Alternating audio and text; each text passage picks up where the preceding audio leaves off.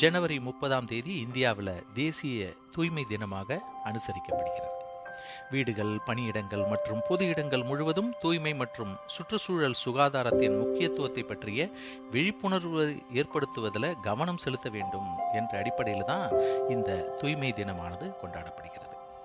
ஆனால் நமது கடலூர் மாவட்ட ஆட்சியர் முகாம் அலுவலகத்திற்கு பின்புறம் மற்றும் கோட்டாட்சியர் முகாம் அலுவலகத்திற்கு அருகில் அமைந்துள்ள வருவாய் நீதிமன்றம், அதற்கு பக்கத்தில் தான் இந்த ஒரு அவல நிலை காணப்படுகிறது.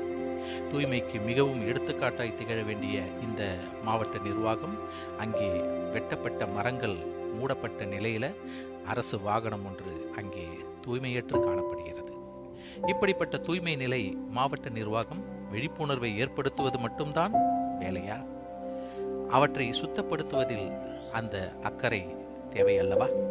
அந்த விழிப்புணர்வு ஊருக்கு மட்டும்தான், நமக்கல்ல என்பது போல அங்கே இந்த காட்சி காணப்படுகிறது.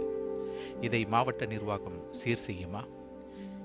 அங்கே மாவட்ட வருவாய் நீதிமன்றத்திற்கு வரக்கூடிய ஏராளமான மக்கள், பொதுமக்கள் இவற்றை பார்த்து முகம் சுளிக்கும் நிலை காணப்படுகிறது.